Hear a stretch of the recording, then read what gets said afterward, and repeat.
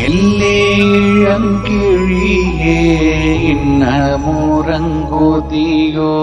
சில்லென்ற என் மின்னங்கை மேற்போதருகின்றேன்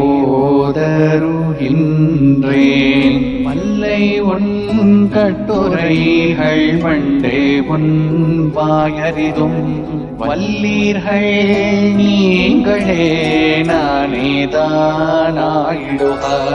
வல்லை நீ போதாய் உனக்கென்ன வேறுடையை எல்லாரும் போந்தாரோ போந்தார் போந்தெண்ணிக்கொள் வல்லானை கொன்றானை மாத்தானை மாத்தழிக்க வல்லானை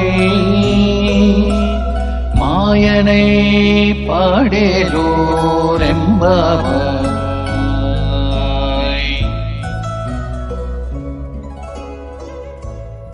ಗೋದೆ ಎಂದಳು, ಎಲೆ ಅರಗಿಣಿಯೇ, ಇನ್ನೂ ನಿದ್ರಿಸುತ್ತಿರುವೆಯೋ?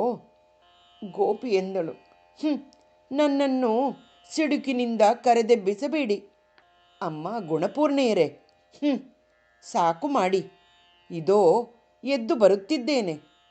ಗೋದೆ ಎಂದಳು, ಎಲೆ ಸಖಿ, ನೀನು ತುಂಬ ಸಮರ್ಥಳು ಕಣೆ.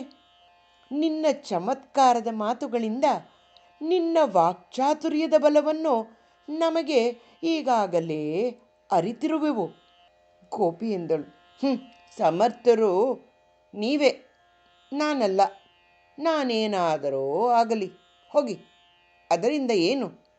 ಗೋದೆ ಎಂದಳು, ಅದಿರಲಿ, ಹೊರಡೇ ಬೇಗ, ಬೇಗ ಹೊರಡು, ನಿನಗೇನು ಬೇರೆ ಕೆಲಸ?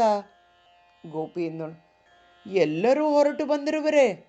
ಗೋದೆ ಎಂದಳು, ಹೌದು, ಹೊರಟಿರುವರು. ಬೇಕಾದರೆ ನೀನೇ ಬಂದು ಎಣ್ಣಿಸಿಕೊ.